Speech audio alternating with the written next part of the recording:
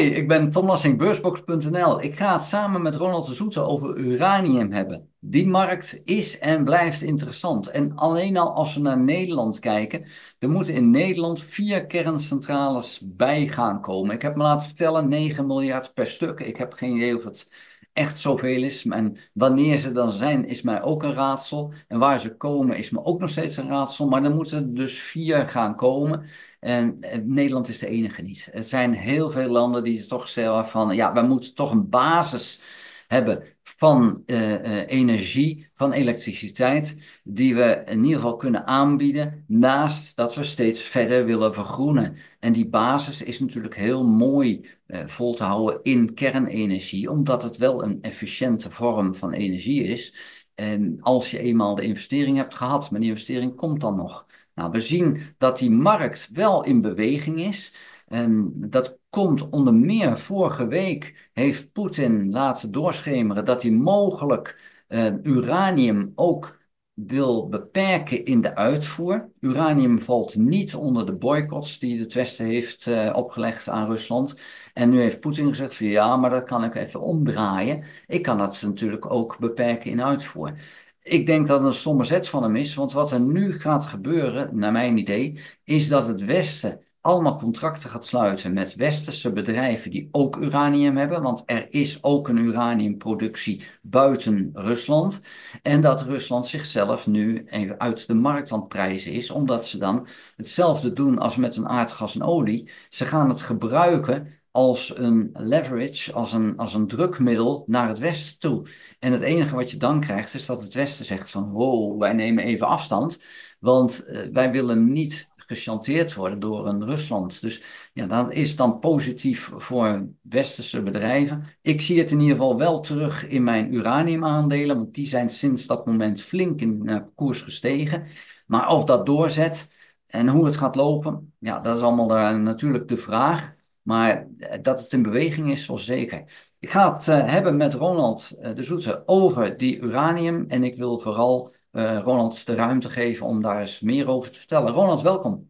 Ja, dag Tom, welkom ook. En ja, natuurlijk wil ik daar even met jullie wat delen over de uraniummarkt en dan praten we over de uraniumaandelen. Zoals je al zei, hè, Nederland moet kiezen natuurlijk. Eerst was er ingezet op de Small Modular Reactor. Dat was heel sexy, kon je kleine kerncentrales neerzetten. Kost niet veel, ging je daarna opschalen.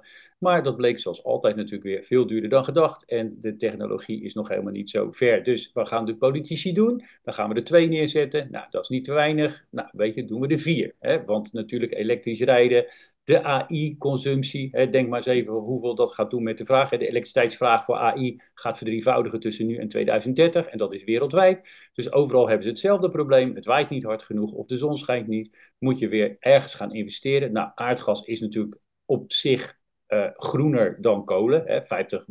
50% minder CO2-verbruik, maar blijft natuurlijk gewoon geen groen product. Kernenergie is groen, want ja, je hebt, ik geloof, heel weinig CO2-uitstoot. Het is niet precies nul, maar dat mag je groen noemen. Alleen ja, het neveneffect is natuurlijk nog die straling. Je slaat het op in kokers onder de grond en je moet dan gewoon heel lang wachten tot de tijd verstrijkt en dat de straling er niet meer is. Maar op dit ogenblik in Nederland kiezen we dus dan in ieder geval bewust wel voor die kernenergie. Ik denk dat het ook geen verkeerde keuze is als ik kijk naar het aantal ongelukken wat gebeurt en ja, de risico's, dan is dat denk ik niet, en zeker voor ook de gezondheid van de mensen, in vergelijking met kolencentrales bijvoorbeeld, is het gewoon een betere keuze. En tussen de Maasvlakte en Borselen, daar zal het gaan komen. En ik denk dat het Borselen het gaat worden, omdat je daar dan de infrastructuur hebt. Je kan daar de experts delen over de verschillende locaties. Hè. Anders heb je kennis over 2 verschillende punten. Ik weet ook niet of dat nou weer zo handig is. En de wonen, ja, of daar natuurlijk relatief ook wat minder. Kijk, als het fout gaat, dan zit elke locatie is fout. Dus laten we daar eerlijk over zijn. Dan is de Maasvlakte ook fout. Dus wat dat betreft denk ik dat we daar niet naar moeten kijken. We moeten kijken waar de expertise zit en de kans op het falen het minste is. Zo simpel. Ja, net zoals jij dat zegt, natuurlijk de aandelenkoersen die presteerden eigenlijk heel slecht als we eerlijk zijn. En we zitten nu inderdaad sinds die aankondiging, eigenlijk komt het meer door het Kazatomprom. Die heeft aangekondigd veel minder uranium te gaan mijnen. Dat staat helemaal los van de boycott. Hè. Goed, dan even een stukje daartussen nog is wel dat de VS heeft wel aangekondigd dat ze een uraniumboycott op Rusland gaan doen. Hè. En daardoor zijn Denison Mines en Cameco zijn daardoor gestegen in koers, omdat die nu gebruik mogen gaan maken voor de subsidie Uit mijn hoofd dacht ik 1,4 miljard dollar die ze kunnen verwachten, omdat zij dan langlopende contracten mogen sluiten met de Amerikaanse staat. Hè. Dus dat betekent gewoon vervangen van Russisch uranium. Dus daar zijn die aandelen toen hard op hoog gelopen. Daarna knalden ze weer in elkaar. Dat is dan ook wel weer onbegrijpelijk. En nu krijg je dan weer wat jij zegt, hè, van het mogelijke spel dat schaarse mineralen, materialen, grondstoffen uit Rusland mogelijk dan niet naar Europa of Amerika zouden gaan. Nou, wat je zegt, daar snijden ze natuurlijk ook mee uiteindelijk in hun eigen hand, hè, want op een gegeven moment raken ze niet meer kwijt. En als ze natuurlijk Rusland een keer wel erachter komen dat India en China Rusland niet aardig vinden, omdat ze Rusland aardig vinden, maar het gaat natuurlijk puur om het goedkoop olie, gas. En als dat een beetje voorbij is, dan legt Rusland op dit moment wel al zijn eieren eigenlijk in een heel klein mandje daar in dat Verre Oosten. Er moet echt niet veel fout gaan, want dan gaan ze hun spullen gewoon niet kwijt kunnen. Tenzij ze dat weer voor hele grote kortingen weer een ander vinden. Je vindt natuurlijk altijd wel een koper, hè? Maar goed, ten tweede natuurlijk, uranium is wel een beschermde markt. Hè? Daar kom je niet zo makkelijk in, daar kan je niet met de handel. Het is niet zo als met olie en gas, kan je natuurlijk, ik moet er vanaf, ik geef een grote korting en die handelaar gaat eigenlijk dan de koper zoeken. Hè? Dat doet de producent niet zelf. Daarom zijn handelaren er, hè? Om het effect van overproductie of tekorten op te lossen.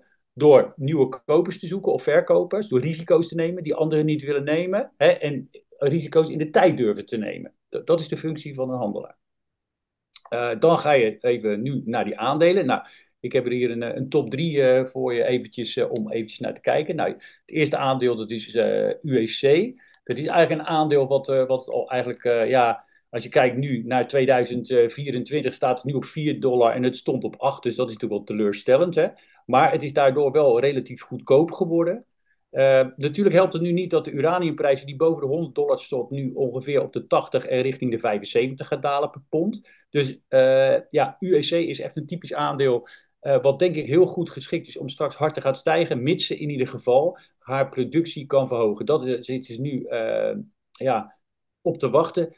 Het aandeel kenmerkt zich eigenlijk omdat het bedrijf eigenlijk op dit ogenblik haar uranium dat ze mijnt niet verkoopt op de spotmarkt, omdat ze vindt dat de prijs te laag is. Dus zij kiest er dus bewust voor de voorraden op te laten lopen. Dus als je zou gaan kijken naar de financiële prestaties, eigenlijk is het een slecht bedrijf, want het geld zit in voorraad. Dat is het slechtste wat je kan hebben natuurlijk, hè? Want dan moet je in je boeken moet je dat laten zien, terwijl je inkomsten eigenlijk laag zijn. Dus eigenlijk is dat niet een normale verhouding. Maar dat geldt ook voor lithium. Hè? Dat zijn dezelfde producenten die de lithiumprijs niet verder willen laten zakken en ook maar in voorraad nemen. Dat even als voorbeeld. Dus je moet wachten, dit aandeel moet het echt gaan hebben op het moment dat de uraniumprijs gaat aantrekken. Dus daar zit een veel grotere 1-op-1 relatie, zeg maar, bij het aandeel USC. Nou, dan hebben we het aandeel Energy Fuels. Dat is ook beloftevol. Nou ja, dat is eigenlijk hetzelfde verhaal. Ook een halvering van de koers het afgelopen jaar.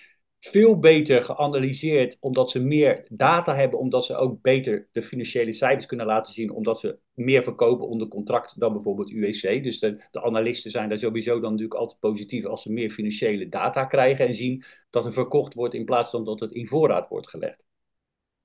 Dus Energy Fuels die maakt nu gewoon winst, ook met de huidige uraniumprijzen. Dus heel goed. Nou, ja, waar zien die de kansen liggen? Nou ja, goed, die zien ook die stroom naar uranium en de vraag toenemen. Hè. We hebben nu 400 kerncentrales wereldwijd.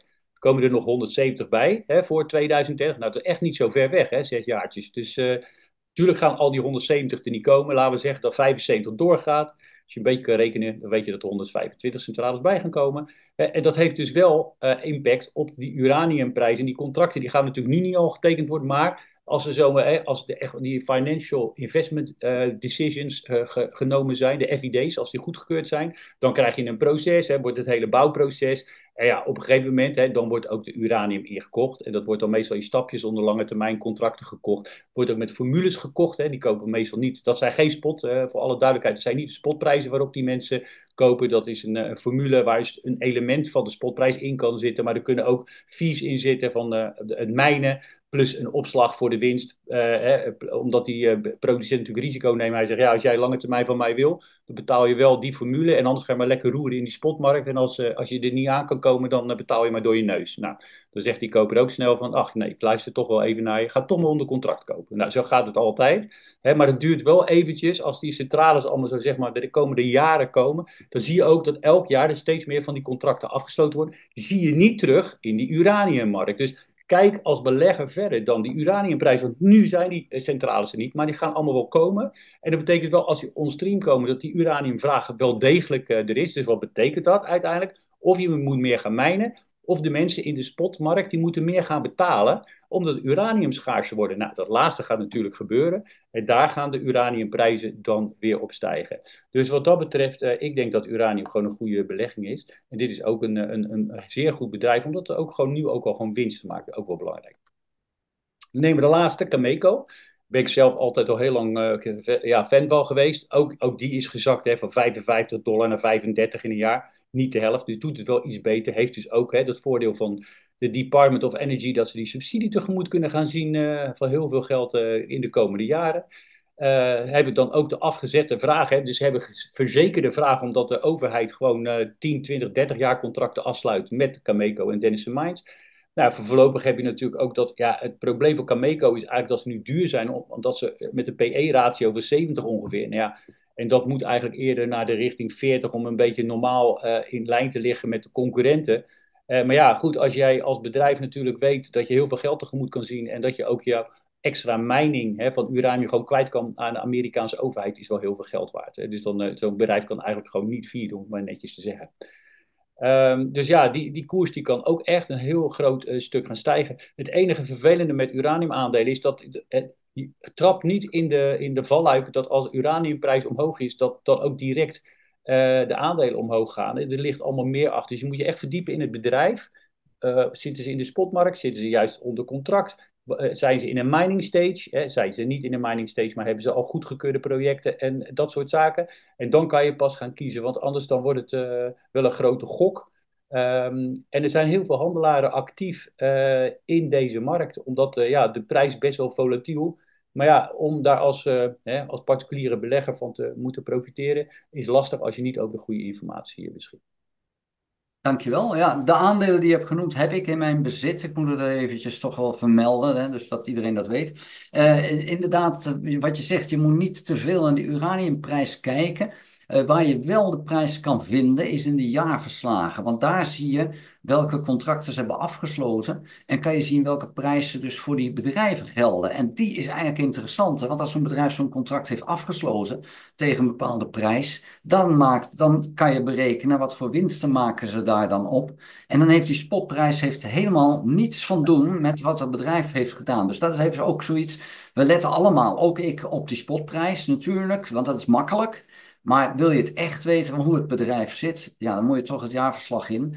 En kwartaalverslagen, maar met name het jaarverslag is natuurlijk het belangrijkste document daarin. En daar zie je dan achteraf wat er dan is geweest. Dat is altijd achteraf, helaas, het is niet anders. Maar die markt die is zo gesloten, zo klein, er zijn zo weinig mensen op actief, ja, dat je het niet anders kan. En dat maakt het ook weer gevaarlijk. En aan de andere kant is het ook zo, als er dan 115 of 125 nieuwe kerncentrales komen, met eventueel nieuwe mensen die dat doen, omdat het een nieuw bedrijf is wat dan daarmee komt, of een nieuw land. Die moeten maar hun contacten en contracten zien te vinden. Om dus in die markt terecht te komen. En ik kan nu al verzekeren, als jij een nieuwe partij bent in die kleine markt, dan ga je niet de beste prijzen krijgen. Dus daar zit echt wel een probleem voor dat bedrijf, voor zo'n bedrijf, zo'n kerncentrale operator. Van ja, hoe kom ik daar dan in? Betekent ook dat die markt ja, door enkele grote partijen toch al gedomineerd wordt. Maar het is als belegger interessant, maar ook hier, hè, we hebben gezien die halvering van de koersen. Het is een lange termijn verhaal. We weten waar het heen gaat, we weten dat het daar gaat komen. Het is alleen nu een kwestie van, ja, wanneer kan je dat timen? En er is ooit een verhaal geweest van, ja, een Chinese boom, die groeit 30 meter, maar hij doet dat maar in 1 jaar. En nou is het aan jou, welk jaar is dat? En je weet, over 6 jaar, dan is die 30 meter hoog. En ga je dan vanaf dag 1 erin zitten, in de hoop dat je die groeispurt even meemaakt, ja, dan kan het zijn dat je pas na jaar 5 dat die 30 meter gaat doen. Het kan ook zijn dat in het derde jaar al omhoog schiet. Niemand die dat van tevoren weet, wanneer die groeispurt heeft. En dat is hier dus ook. En ja, dan moet je dus een keuze maken. En op het moment dat je gewoon ziet die koersen knallen omhoog, ja, het kan ook een valse beweging zijn. Dus dat maakt best lastig om daarin te opereren, in die aandelen te opereren.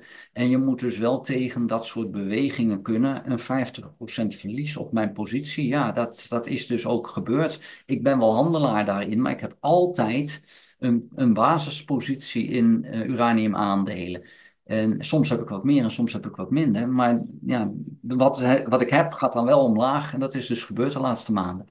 Goed, Ronald, dankjewel voor jouw betoog. En dankjewel voor het uiteenzetten van die 3 aandelen.